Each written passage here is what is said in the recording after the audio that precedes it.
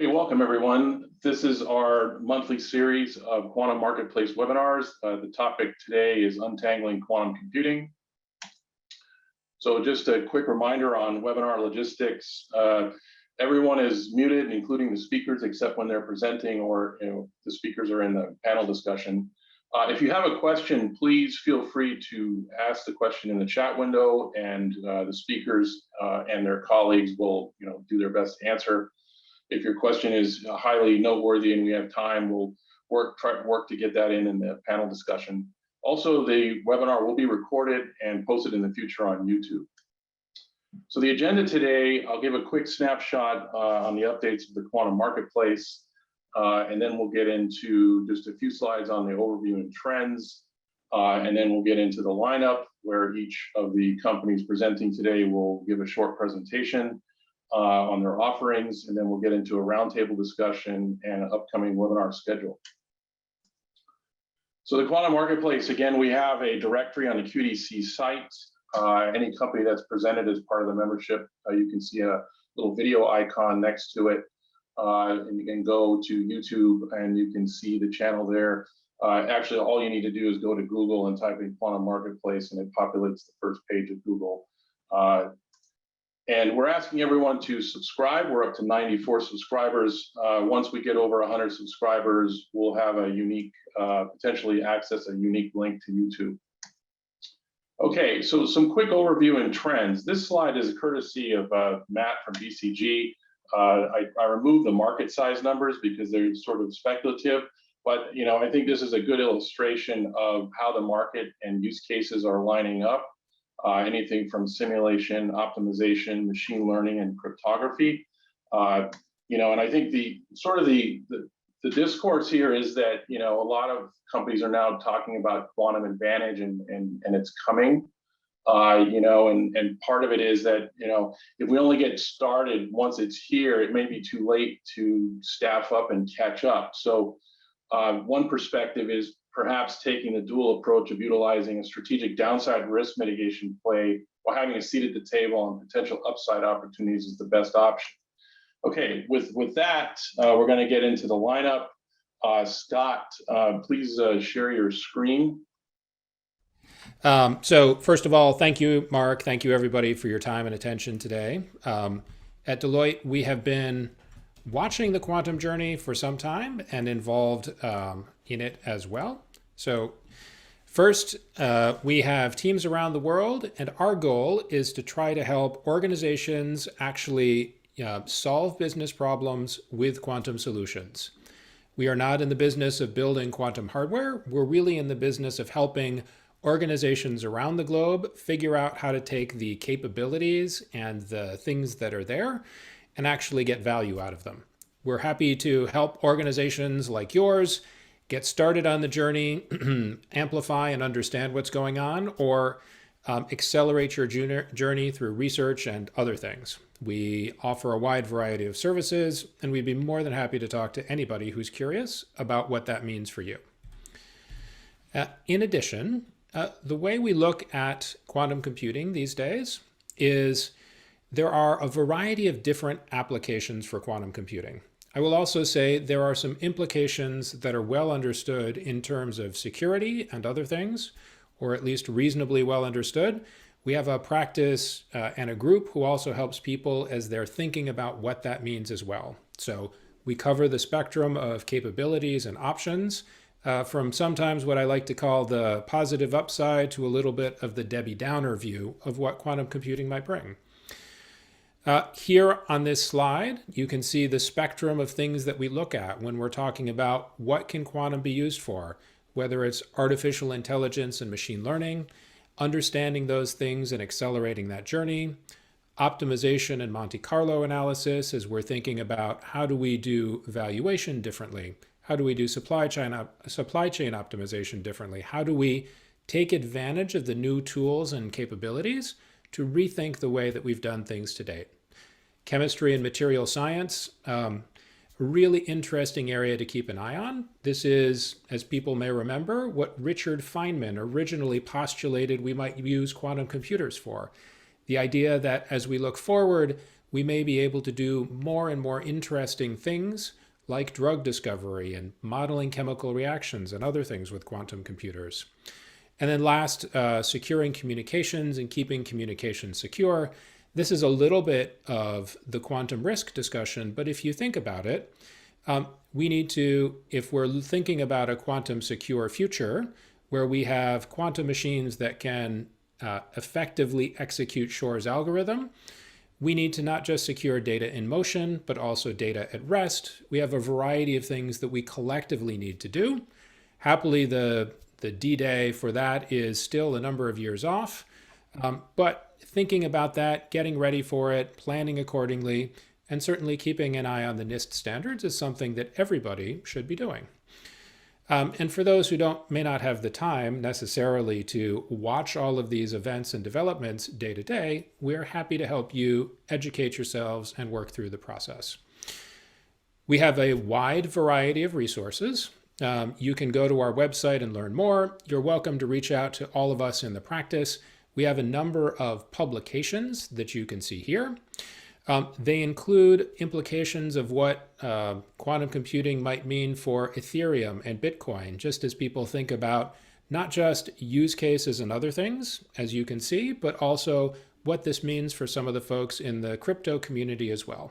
So try to be brief, give you a quick overview. We do a lot of different things, and we'd be happy to have a conversation with you if you're curious to learn more. So with that. Great. Thank you, Scott. Carl Ducatz, Global Program Lead for Quantum at Accenture. So quantum computing is a journey for businesses. In fact, it's two journeys that are intertwined. One journey is the power to unlock amazing potential for businesses. And then the other journey represents great risk for the integrity of our information systems. Accenture began its journey in about 2015, where we started to trailblaze a path to allow what would inevitably others to follow the same thing that we did. So how did we know to get started? Well, we looked at market indicators such as investments in startups in the space and other key business indicators. But the real milestones for us were the technical milestones that unlock quantum computing for businesses. So what we now call NISC algorithms opened up possibilities to broader sets of use cases. There were abstraction layers created on top of these algorithms that make the systems accessible to developers. And then the computers themselves were starting to be able to be explored via web services. And so over the course of time, Accenture's been building ecosystem, personnel, applications, doing research, executing with industry on ideas that were brought to the forefront. And ultimately, these have led us to develop many offerings that can help accelerate other people through their path and through their journey.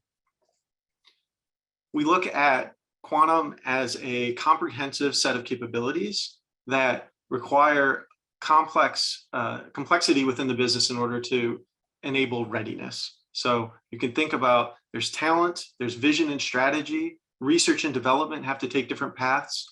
Product and engineering may mean different things for different people. And so thinking about all of those, and then offering the scale at which a business is currently trying to execute on quantum is another thing that we try and do. So if it's more about key indicators and understanding the future within your industry, we have research to help with that. If it's investigating and experimenting with technology, we use labs. If we're reaching a point where a formulation is interesting for scaling and maybe moving into some classical technology, that's where our innovation centers or delivery centers come into play. So matching our capabilities with your own.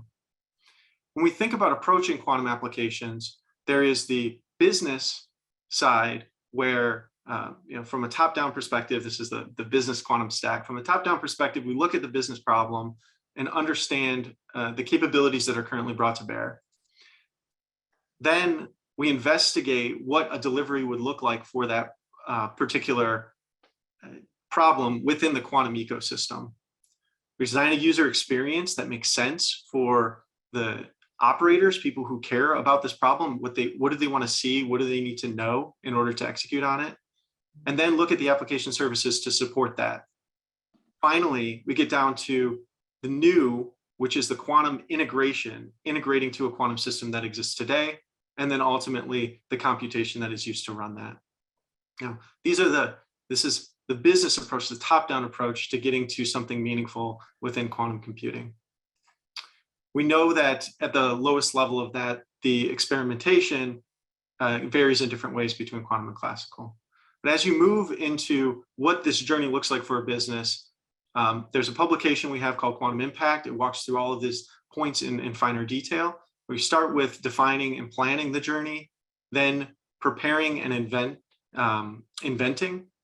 And the point here is that there is this cyclical or process that you need to do with experimentation and research and evaluation of use cases over and over again in order to identify and move forward with your set of business problems that matter most to you and identifying how quantum can be useful for them. There are breakout ideas where you find that there's a formulation that works particularly in a very specific scenario that you can incubate and scale and potentially industrialize. Sometimes this means moving from pure quantum to quantum inspired systems, but there are approaches based on what you learn to break away from just building your backlog of things that you will run on future quantum computers, which is what happens in phase 2. To give you guys some perspective and examples, here are many of the examples that we've created before in order to showcase quantum applications. There are other case studies on the site that you can look at, accenture.com/quantum.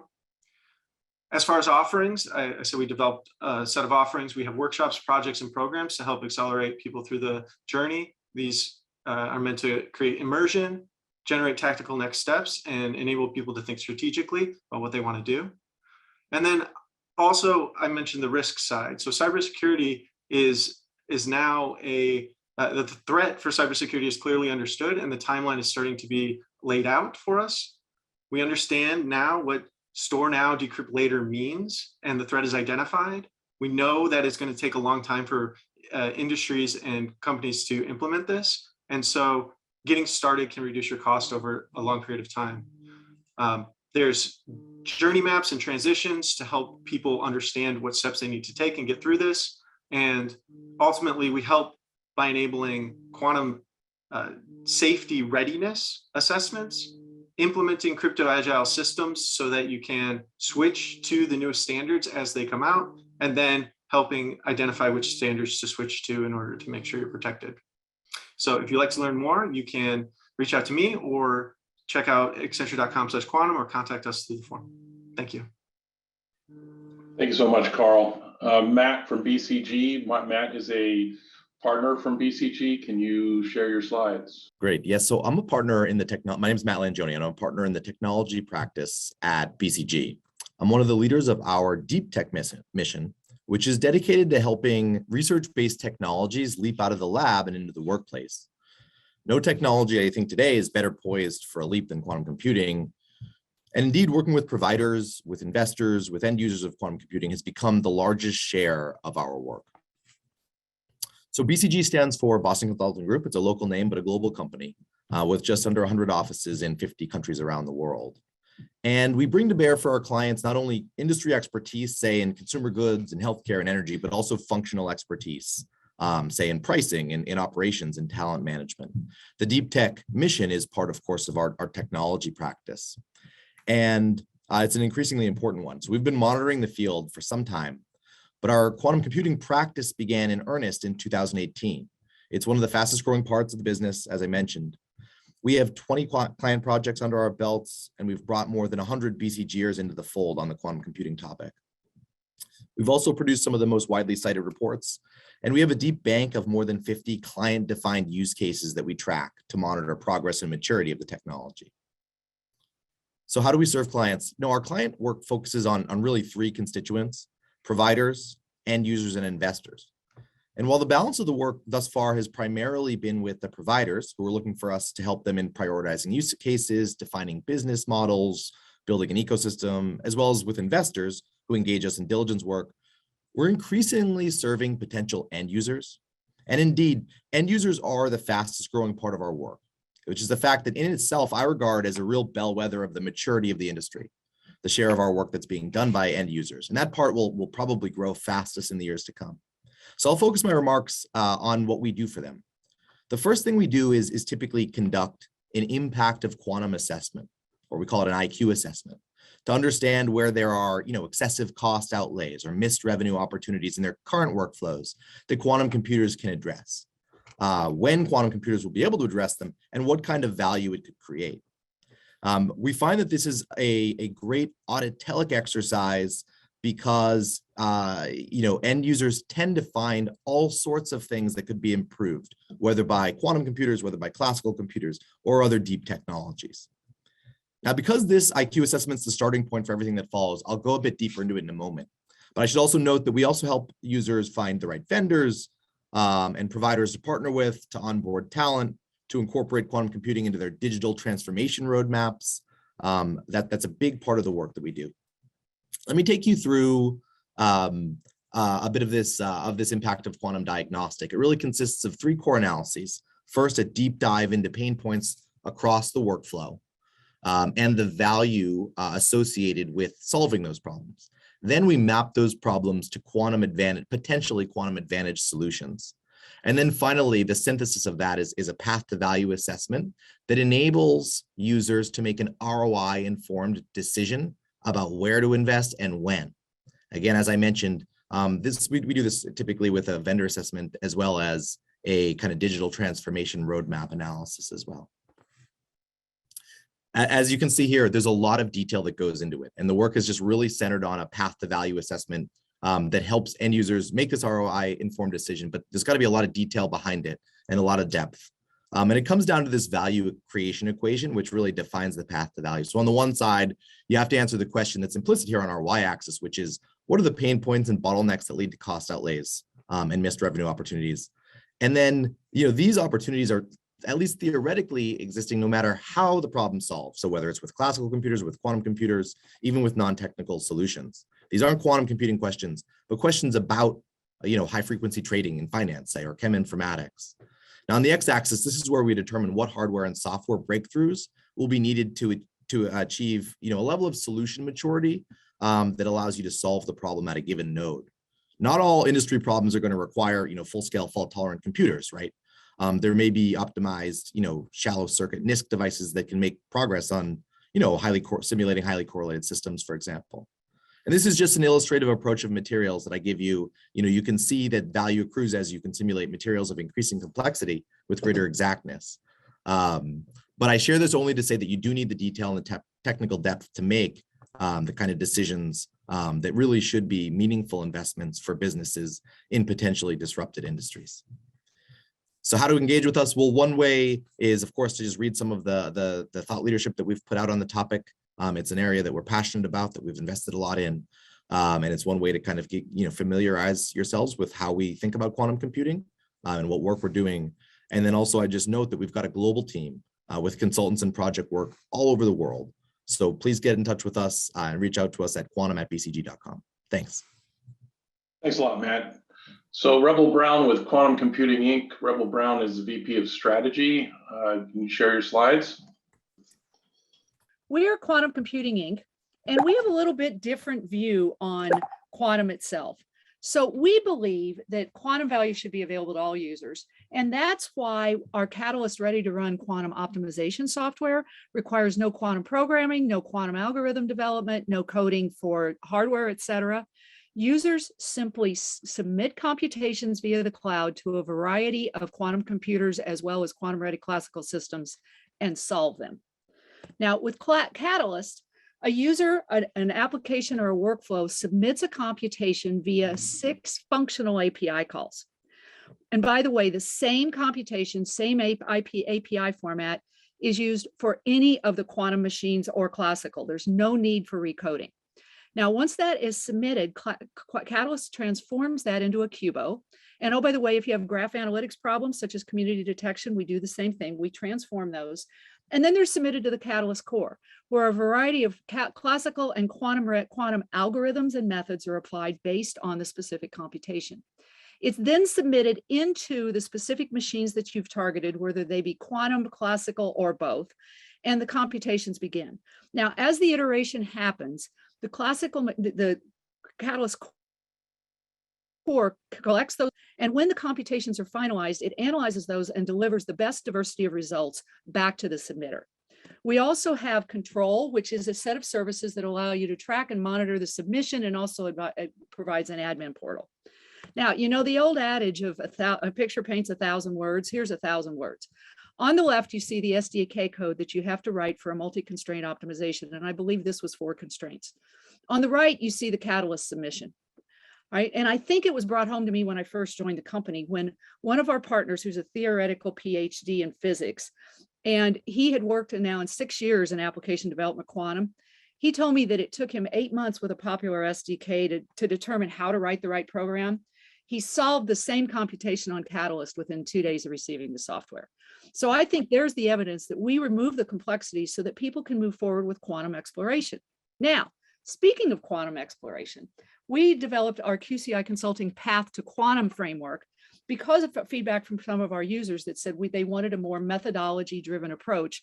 Even though they were having fun running toy problems on QPUs, they wanted something that was more business focused. So this is our consulting approach. And today, QCI consultants leverage the power of Catalyst to take customers through this while accelerating their quantum exploration with a much lower investment. We help them with things like identifying the best possible quantum possible applications, prioritizing them, identifying the variety of QPUs that they need to test. We then model those problems, optimize those problems, and test them across a variety of QPUs in hybrid, in quantum-ready classical, as well as pure quantum. And then we deliver results and insights that help them understand where they are today, what they need to prepare for, what their journey is, and their best path to quantum value and opportunities. And this cycle is repetitive because you're constantly taking new quantum possible applications, new approaches, updating, et cetera. So this is how we deliver our consulting. All right. Now, we work in markets, as you would expect, where quantum optimization and community detection offer valuable insights to our customers. So let's talk about those applications, okay? So obviously, supply chain optimization and risk assessment, as well as logistics optimization, have become top of mind. Risk assessment and supply chain, especially due to some of the COVID implications. In financial services, we work with fraud detection for everything from money laundering to financial to credit cards, et cetera, and fraud. We also are optimizing underwriting services for insurance companies. In oil and gas, we do optimization for pipelines, for water, for logistics optimization. One of my favorite applications is we're actually helping to optimize the placement of wind turbines in new wind turbine fields so that they deliver the best possible power for the lowest cost. And here's a little thing I didn't know. 2-inch difference in the placement of a wind turbine can impact the delivery of its power and its cost by 30%. 2 inches. So that's a really, really technical and detailed optimization. Now, obviously, we also work with the government, right, in a variety of ways, some of which I'd have to kill you if I told you. So we believe that we all need to work together to build the credibility for the value of quantum in the marketplace. And that's why we want to hear your stories. Because the more we share our stories and bring value to the market and show real world scenarios, the better quantum is going to be in the marketplace. So we want to learn how to find ways to work together with you. So we're always open to a conversation. If you're interested, reach out, and we'd love to chat with you. Thanks a lot. Thanks, Rebel. Michael Brett from AWS. Please share your slides. Thanks very much, Mark, and thanks very much for QED-C hosting this event. It's great to see so many people here today. So my name is Michael Brett. I lead business development for quantum computing at AWS. I'm part of our high performance compute go-to-market team. And that gives you an indication right from the outset of how AWS thinks about quantum computing. Quantum computing is part of our high performance compute portfolio. So we offer a range of accelerated processing at AWS, from CPUs to GPUs to specialty processors. And now quantum computing is one more tool in that toolkit as an emerging technology that can assist with high performance compute workloads. Our approach to quantum computing at AWS is built on 3 pillars of activity, and I'll go through each of these in a little bit more detail. But first up is Amazon Braket. That's the name of our compute service from AWS. So Braket is a fully fledged compute service from AWS, just like any other form of compute. So just like our CPU and GPU offerings, Braket provides an accessible, pay-as-you-go, no upfront commitment access model to quantum computing. We've also got a team of professional services experts, scientists and engineers that can work directly with you to identify potential workloads for quantum computing, work through a collaborative R&D process, and then eventually, as the technology matures, bring that into production. And then we've also got the Amazon Center for Quantum Computing, which is our own deep R&D effort into quantum technologies. So a little bit more about that group. It's based in Pasadena, on campus at Caltech in California. We've built a purpose-built facility for quantum computing research on campus at Caltech. This is a fully AWS-owned and operated facility. We share some faculty and resources with the university, but it's our effort to build quantum computing hardware, quantum computing algorithms and software, and help solve some of the problems that will help us bring this technology to commercial fruition as soon as possible. So what you see on the slide here are some of the first looks at AWS's own quantum computing hardware effort. We're in the process of building out prototypes for these systems right now. We'll be releasing more information about this hardware effort over time. But we're excited to be involved in the community that's building out quantum computing hardware at this time. So a little bit more about Braket itself. Braket is a fully managed service in the cloud, just like any other form of compute for AWS, to make it easy to explore quantum computing. And exploration really is the operative word here. It's an environment where you can design algorithms and applications, test out on high performance simulators on our classical infrastructure in the cloud, and then demonstrate the potential of those applications on quantum computing hardware today. So this is a high-level architecture diagram for Braket. There's a couple of key takeaways to take from this diagram. The first is that Braket is a part of AWS. So it's a fully integrated service, which means you can connect it into all of the other services of AWS. So you can build on top of Braket, build out solutions that incorporate storage and compute, and databases and robotics and machine learning, and all of the services that AWS offer can now be combined with a quantum computing service in the cloud that operates just like any other service in that environment. There's a number of different ways for users to access Braket through notebooks and a software development kit that you can run locally. We've got 3 different managed simulators that run in the cloud on classical infrastructure. So this is an extremely low cost and flexible way to work with quantum computing. And so customers and partners are building on top of these services. So Rebel Brown from QCI just before us they're one of our partners. So QCI have built out part of their application stack on top of AWS, and we're looking forward to working with other partners to build out their solutions as well. So today we connect into 4 different quantum computing hardware architectures. We launched Braket 18 months ago with 3. So quantum annealing with D-Wave, ion traps from IonQ, superconducting qubits with Rigetti, to offer customers a choice of hardware to explore for themselves. Just this week, in the last couple of days, we added a new hardware system from Oxford Quantum Circuits. It's the first UK-based, European-based hardware that's been added to a cloud service. It's the first regional expansion for Braket as well. We've added a quantum computing we've added Braket to one of our UK regions for AWS, which means that now UK and European-based customers can work within the Euro environment. So if they've got data sovereignty and GDPR requirements, they can access Braket there. In the next couple of months, we'll be adding a 5th computer to Braket from QEra. This is a Rydberg atom device from a Harvard University spin-off. This will be the first Rydberg atom-based quantum computer added to a cloud service. And it allows a particular type of quantum computing application called analog Hamiltonian simulation, which is good for chemical simulation approaches. So what you can see here, the key takeaway from this is that we're working with multiple hardware partners to provide a pathway to market for them to integrate into a globally distributed cloud service. And then our customers can access multiple different hardware systems and essentially with one line of code changed, target different hardware systems with different properties with their application stack. We'll be adding more hardware to this lineup over time, including AWS's own hardware.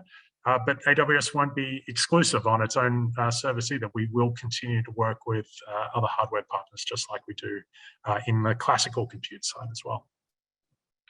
So one quick example of customers that we're working with at AWS, we ran a program with BMW last year called the BMW Quantum Challenge, where we identified 4 candidate solution problem sets for quantum computing that could be tractable on today's platforms on Bracket. And so with these 4 application areas, we defined the problem, we provided some sample and test data, and then opened up to the world to respond to these challenges and see if they could provide a viable solution to these potential problems for quantum computing. We ended up with 4 winners, one for each of the applications that we're investigating, which included Accenture, who's here today. So Carl, great to see you and your team here today. One of the winners of the BMW Quantum Challenge. And that group is, all of the groups are now engaged directly with BMW to continue developing those solutions and then hopefully eventually launching them into production with BMW as well.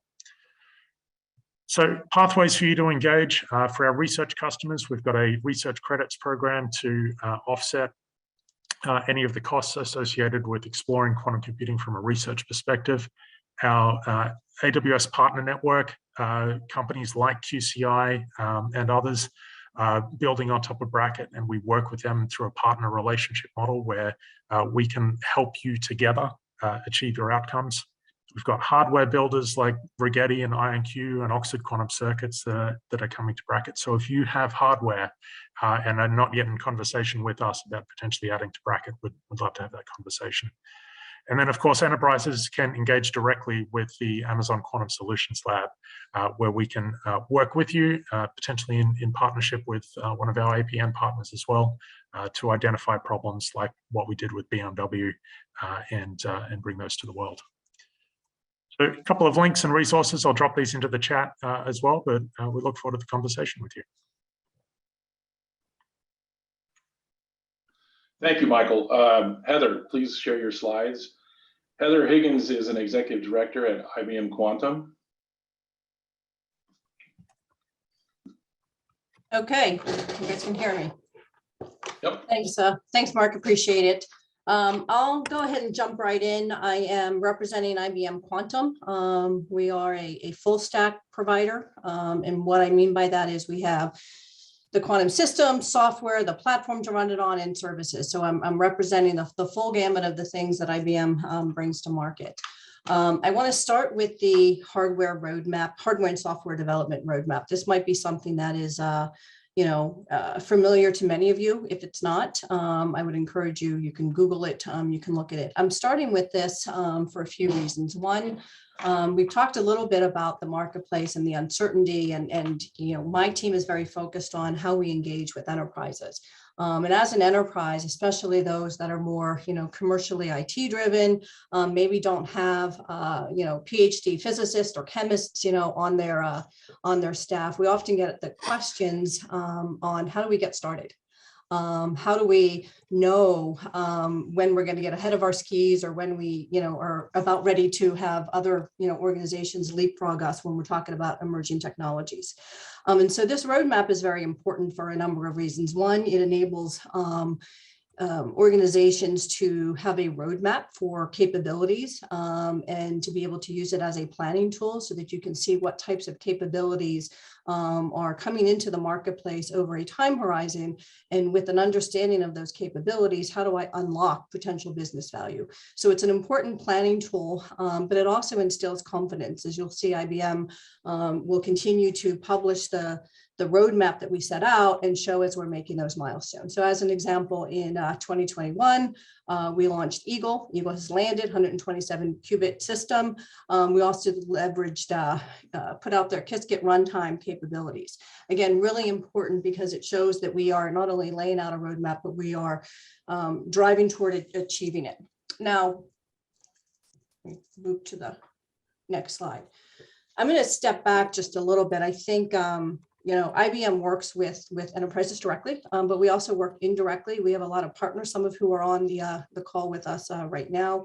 I'm going to just step back a little bit from our offerings and just talk a little bit about, how we're approaching a pivot that I see between the academic, the research that's out there in the marketplace, and how we're starting to pivot because we're hitting these inflection points where quantum becomes interesting to an enterprise. How do we start thinking about the commercial path forward?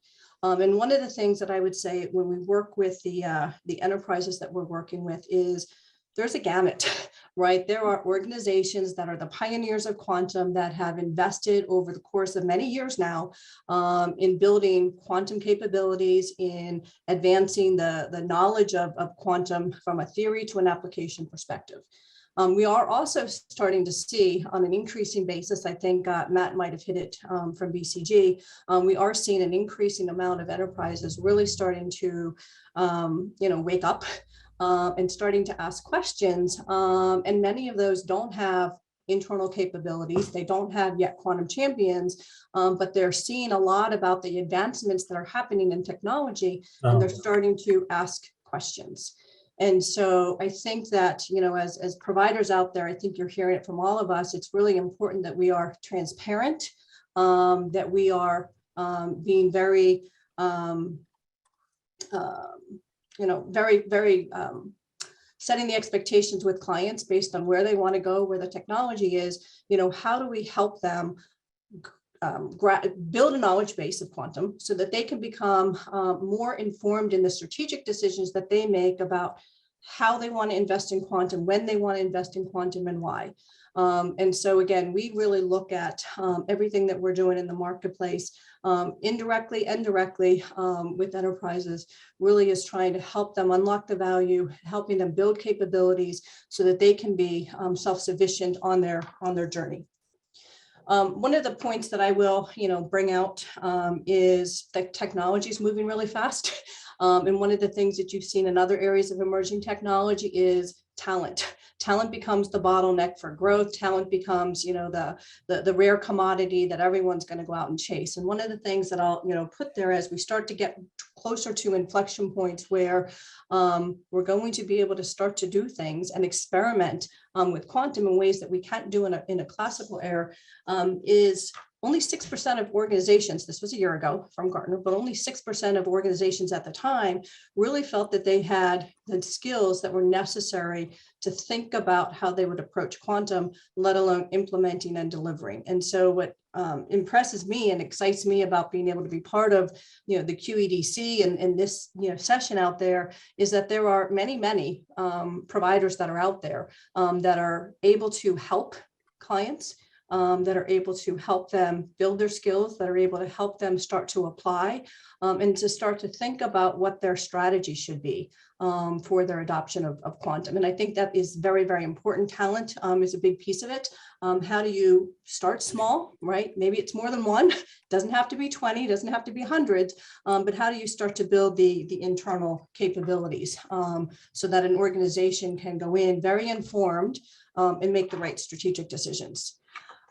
We really, beyond just looking at where the client is and trying to meet them where they are in terms of their level of maturity, in terms of whether the organization is, approaching quantum from an outcome-driven perspective around research, or whether they're really starting to look at when the commercial implementation of quantum could be, quantum readiness is at the heart of it all. And we look at quantum readiness at IBM as really a continuously evolving state. That is going to be very unique to the client. What is their appetite for risk? What is their innovation strategy? What is their transformation strategy? But also you've got to look at it holistically. So when we look at quantum readiness, we look at strategy, we look at operations, and then we look at technology. And we really look at all three of those things are going to change relative to where the marketplace is, relative to whether, competitors are coming in. So quantum readiness is the, at the heart of what we look at. I'm not going to get into our very specific offerings. There's a lot of offerings that are out there that you've heard from some of the other presenters, but I'll share this framework.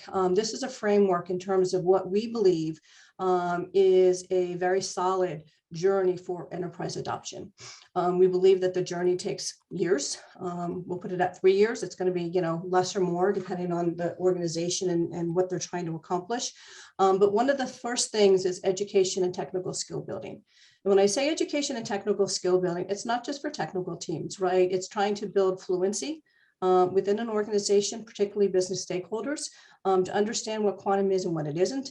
And then also ensuring that you're building some technical capabilities, again, so that you can really make informed choices as you start to think about what your quantum strategy might be. When we talk about quantum strategy, it's what are the relevant use cases?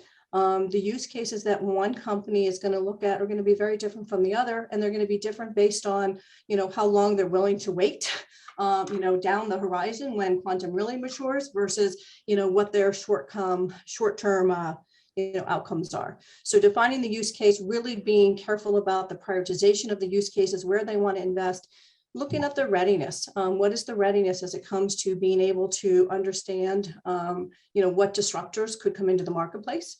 Understanding the readiness in terms of if you're going to go change an algorithm, what are the regulatory timelines that you need to be thinking about?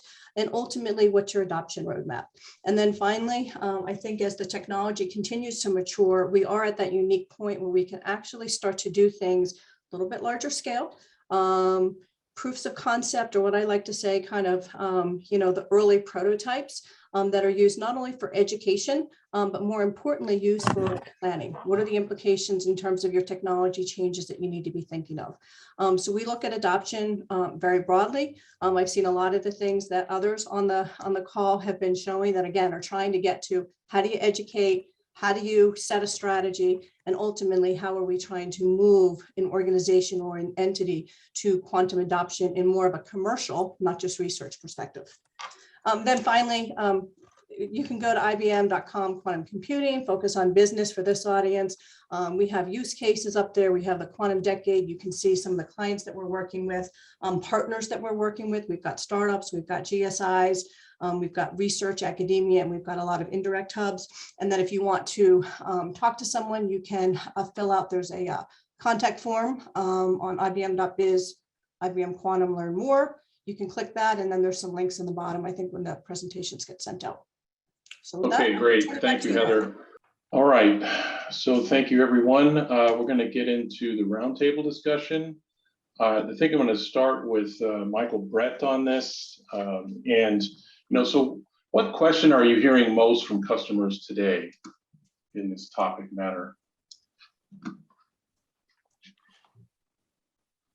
Yeah, so the primary question is how to get started, and what are the first steps as an organization to take. And one of the things that we advocate for is to think about building up capability in some way. So for a lot of organizations, that could mean hiring some internal expertise and bringing on some people with the deep skills that are necessary to develop quantum computing applications. Or alternatively, to build up an ecosystem of support around you. And you've heard from some great partners today that have already built up a lot of that capability and are making that available in the marketplace. And so as an organization, you need to think about your approach to building up organizational capability, whether it's having an internal team or relying on an external ecosystem or some combination of the two. But the correct approach is to not do nothing. To do nothing and to wait is to not be prepared as this technology matures to make smart decisions about when to adopt and how to adopt. And so whichever pathway you take to build up quantum computing capability, it's important to take some form of action today so that you can become a smart buyer of this technology as it emerges. Great. Thank you, Michael. So Carl, what are, from Accenture, what are you hearing most from customers today? So oftentimes we are hearing from customers about, they want to understand what their use cases are in their particular industry to get started. And so the conversation has evolved from asking what quantum computing is to asking how businesses like ours can help, to then asking what specifically is available and how specifically can you enable us to move forward. And so we have a lot of use cases already defined that we use to answer that question. But oftentimes the devil is in the details, and it does require rolling around in a problem quite a bit to establish what specific feature of that problem is going to be potentially solved by quantum computers in the future. So we're definitely getting more specific. People are coming with more pointed questions, and a lot of the generic educational material from more mature organizations, we don't have to reference as much because they're coming up to speed. So I think that evolution has been very powerful and interesting. Great, thank you. Scott from Deloitte, do you care to comment on this? Sure, I'd agree with everything Michael and Carl said. It's also interesting, depending on the level of maturity of the client or customer, we get different questions. That's probably pretty obvious, but because most people are still getting started, the vast majority of questions really tend to be around, how do I get started? What does this mean for me? What are my competitors doing? How should I be thinking about this? As people have more familiarity with the technology and get more sophisticated, you start winding up with questions that are a little bit more pointed in certain aspects. But I think since we still see a lot of people trying to decide how and when and in what way they want to get started, we're still seeing a lot of questions around that. Okay, great. I'm going to go on to the next question, right? So what is the most common misperception potential customers have about quantum computing? And then go right back to Scott on this one. I think many people think, well, there are probably two aspects. One is I think people extrapolate their intuition for computers of today to what it is to be a quantum computer. So somehow a quantum computer is going to be just like the math processing machines we have today. And therefore, if I just project what I can do, that somehow is what a quantum computer is going to do. And that's not really true, I think, as many of us understand. I think the other potential misconception that we have is people believe that the maturity and the capability of some of the machines is further along than it is based on what they're reading in magazines. And so helping people calibrate expectations, I think, is a really important part of the journey.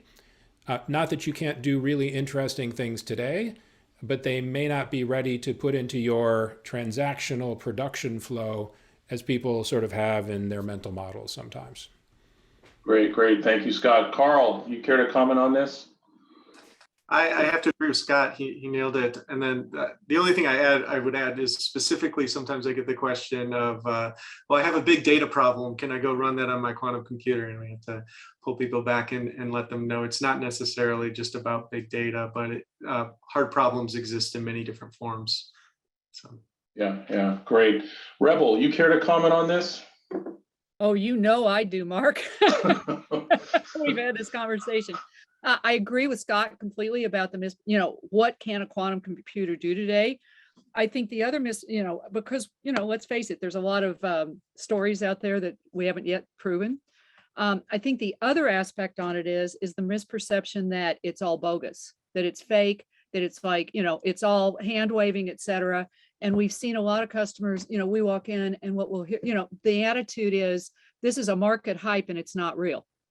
So you have on one extreme, the customers who are saying, oh, I know I can do this today. And on the other one, you've got the extreme that says, it's never going to work. It's just hype. And I think that's why we've got to get to demonstrating value and truth and what's real in the market with use cases, et cetera, instead of the hand waving. Did I do that okay, Mark, for my little Yep. Thank you. box? Michael, you want to comment on this too? Yeah, I think one of the other aspects that my co-panelists haven't touched on yet is where the challenging parts in developing a quantum computing application are. One of the misperceptions is that it's hard to program a quantum computer. And the reality is that it's quite easy because we use common languages like Python for a lot of the libraries that have been built. And a lot of groups around the world have been building out tool sets and abstraction libraries to make it easier and easier to actually program the quantum computers and to do the work in an environment like Bracket. The hard part in quantum computing is actually the applied mathematics that happens on a whiteboard before you get to programming. It's work that's done by mathematicians and computer scientists and physicists with a math background that can adapt your use case, the generalized version of your use case, to the particular algorithmic construction that a quantum computer has. And that's math that can only really be done on a whiteboard by humans at this stage. And so that's the hard part where, going back to my ecosystem and supply chain advice before, getting access to those skills to do the interpretation from your generalized problem to an algorithmic expression, which you can then type up in the various packages that are available in the technology side. That middle part is the hardest part of quantum computing, and it happens on a whiteboard with real people in a room. Okay, great. And then Heather, you care to comment on this? You must hear a lot too at IBM. I'm gonna have to agree with everyone else here. I think it's two things. I think calibrating on expectations. They're on both extremes. From quantum is too far away. I've got a lot of time. I don't need to start now. I don't want to invest too early. To I need to do a quick POC. I'm going to approach it like I approach all of my AI projects. Let's get something out in 6 weeks, right? So it's in a production environment. So, yeah, I think you see the gamut. I think the calibration of expectations is really important. And then the other, dimension that was brought up is, again, it's the way that you need to think about quantum is entirely different. So the way that you need to think about how you decompose the problem, how what parts of a problem are suited, quantum feasible, advantage versus what are the things that should stay in classical or HPC. So, I think, we have a saying that we use that you're thinking too classically. In some cases, you need to actually, when you have classically trained folks, not PhD physicists, you need to stop and you need to somewhat, rewire their brain so that they can think differently when they're approaching problems. So I think it's, again, just piling on to what everyone before me has already said. Yep, great. Okay, so I'm going to go to Matt here for a second because some have already touched on this as part of the first question.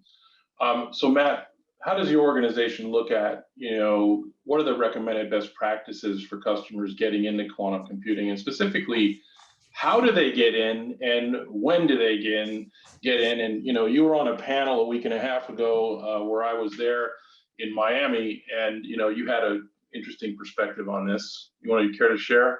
Yeah, no, absolutely. And in a way, it's a corollary to the last question, because for me, the thing that I think the most common misperception is that you can take a wait and see approach and sort of buy your way into a quantum capability as the technology matures. Which I think is certainly not right. And I think that was something that kind of Heather and Michael both touched on in their responses to the last one. So what do we recommend? We think that basically you've got to get started now. And when we say get started, for us, that means identify the very, very specific and articulate problems across the workflow that lend themselves to potential quantum advantage, to identify the value basically that goes uncaptured by your organization in order to really understand whether it makes sense to invest in quantum computing, because investing in quantum computing is not easy. I mean, it's not easy for reasons that have been kind of stated already. Talent is hard to come by. So that's sort of one thing. We think that like getting a really granular kind of impact of quantum assessment, as I mentioned, is a great first step. A second step is, to the extent that that sort of comes out in the affirmative, then the next thing really, I think, partnerships and having an ecosystem strategy as a prelude to a native talent strategy is a really, really important thing. So I think looking for the right vendor, whether it's a full stack vendor, whether it's a set of part stack vendors, is just the really, really important next step. And there's kind of no time like the present for that, right? Because there's limited bandwidth from the provider side as well. So a lot of the kind of best partnerships are happening right now. Great, thank you. I'm going to advance here because I think we're going to lose Michael, right? So, so where should quantum computing live in a company today, Michael Brett? R&D, innovation, IT, any comment?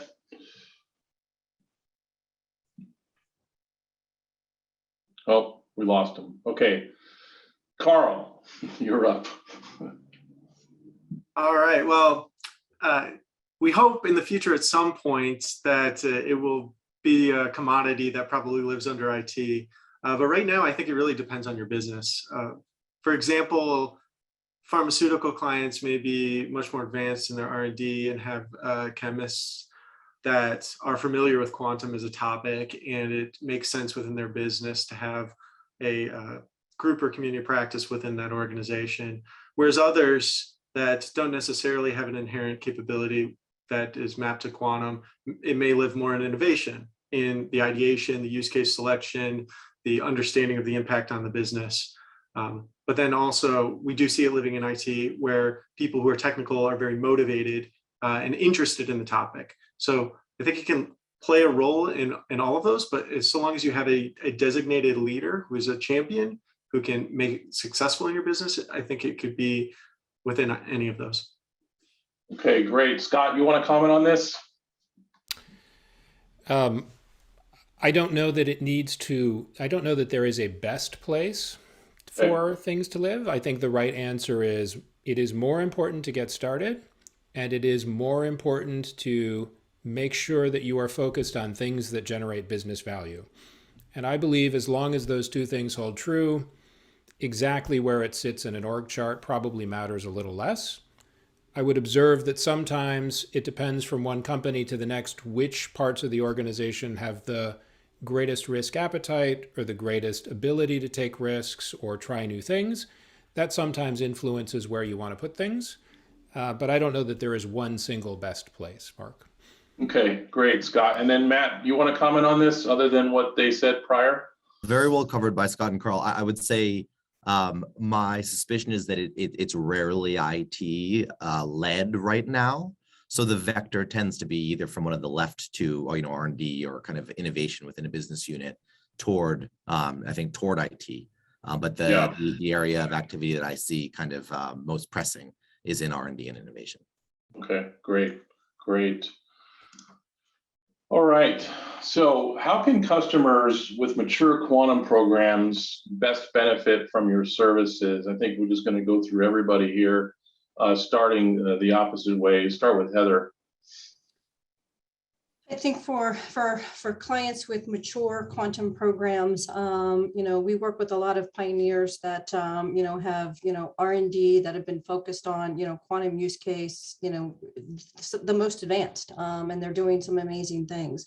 I think one of the things that, we see, and I think a lot of the services from everyone here, begin to address that is, how do you start to take, innovation and how do you bring it into the organization, whether that's through an innovation team who's doing the evaluation, what are the things that need to be put in place for an organization to really be able to adopt quantum, right? Do they need to change the way, they're doing things in the cloud? Do they need to modernize state-of-the-art, AI for workflow? So I think that, even the most advanced clients in terms of, quantum can benefit in terms of taking a step back and looking at what enterprise adoption means and how do you start to introduce a broader organization? How do you try to acquire or partner to get the talent that you need to put things into production?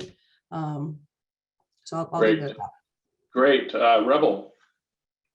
I think for us, it's working with our experts, but it's also what we, it's the catalyst system, because people with mature programs can immediately start to program, run problems, model problems across a variety of QPUs and classical systems without coding. So it gives them a legs up on the acceleration of the exploration, and it reduces the cost and the investment required. Okay, great. Matt. So the customers I've seen, I think relatively mature is probably the right term, right? Because I think that Sure. everyone is still on a journey with a lot of growth left. And so I think that the most mature companies in terms of their quantum programs that we encounter are tending to be dealing with like kind of the typical R&D problems around, or challenges around tech transfer, around skills and expertise, around getting business development efforts around it, around pricing. So all of the kind of typical things that are really kind of typical kind of tech incubation challenges apply to quantum. And that's a transition that we're seeing with a few of our clients, but not the majority yet. Okay, great. Carl. I think there are a few things. So the first is that a lot of these mature programs have a backlog of many different ideas that they want to explore that they can't get to, and we can help get to some of that backlog, help scale. For the groups that are doing challenges, like was mentioned before with AWS, we're happy to tackle fun and new, interesting things and apply and try those. In addition, there is programs that have, I think, are still not broad enough, not looking broad enough. And so we can help broaden the scope of those programs, even if you do have been looking in a certain particular area. And then also, there is oftentimes a cliff where you have discovered a new method, you've written your paper on it, and you've got your Python notebook that runs the code, you can execute it on a machine, but you don't take it anywhere after that. And so we've worked a lot to build capabilities on top of the algorithms and methods so that they can be used by business as the quantum computers and hardwares themselves scale. And so there is IT work that can be done preemptively in order to enable quicker results from newer quantum devices with harder challenges. So we try and help in that space as well. Great. Scott. I think I'd echo a lot of what Matt and Carl have said. I think the only other observation I would just make is there isn't nearly enough talent in this space to satisfy everybody's wants Right. in the US, around the world. And so we are always happy, similar to Matt and Carl, to work with teams to supplement the capabilities of mature teams or relatively mature teams. And we are always happy to work with people on figuring out what next, where to go from here, and those sorts of things. Great. Thank you, Scott. So let's see here. Oops. Yeah, so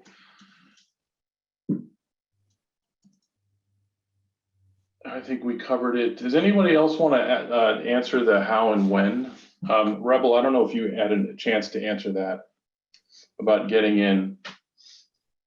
Yeah, I pretty much everybody, I agree with what we've said. You need to get in. This is not I'm doing a supercomputer upgrade or a classical upgrade or new architecture like you and I talked, Mark.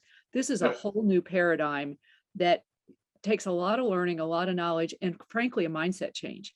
And if you wait until everything's proven, you're going to be behind from a competitive advantage standpoint, because whoever's been in your industry and all your competitors that are starting today are going to be ahead of you. And it's going to take you not weeks or months. It's in the years to catch up. So, and I understand it's an investment decision, but it's also a high risk decision to not step in and start to explore and understand. Yeah, and so we've heard in many conferences recently that, some larger companies, they failed to get in AI early enough and they really paid the price. I realize this is kind of a pie in the sky point, but is it going to be even harder if they're not in quantum computing when it hits? Anybody? I'll take that one because I was in AI and all of that market. AI was kind of an application, a technology in search of an application and a use case. I believe that when quantum becomes proven, we're going to have the use cases and the value. And so it is a different model in that standpoint, because when we break through and have the use cases and demonstrate the value in production environments, it's going to be ready. It's going to be, let's run for it. And the companies that are there are going to take advantage of it and get the value. And the companies that haven't begun to step in are going to be at least a year behind to get there. Yeah. Now you have to decide in your company how much that's worth. But I would suggest that, certainly in very specific industries that we've all talked about with specific problems, a year behind is going to be pretty detrimental to the overall organization and being able to make some of the critical decisions and optimize and works through some of the things that your competitors are going to have at their fingertips. Great. Thank you. Anybody else want to comment on that? And then I'll continue with the schedule and upcoming webinars. Yeah, the only thing I would add to what Rebel said is, organizations just need to think about the timeline and think about some of the things that we've heard in terms of you have to think differently. So the talent is going to be scarce, but also the mindset change takes time. And so I think that, also if you're changing algorithms in regulated industries, there's a long timeline, associated with that. So I would just wrap up by saying it's a mindset change. So it is a little bit different than AI. It's a steeper cliff. And then the other thing is in terms of best practices, start small. I think not having anyone focus on quantum is not the right answer. I'd say probably more than one. Small team can be, wherever. But I would say make it a small cross-functional team. I think everyone can contribute, everyone can learn. But if you want to have some internal capability to inform your decisions, more than one, because we have seen organizations that have invested in champions who have left to other places, and then all of a sudden their capability is gone, right? That they spent 1 or 2 or 3 years on. So that would be my closing advice. Great. Scott, Carl, Matt, you want to add anything, or are you good? I think gratuitously, the only thing I might say is phone a friend.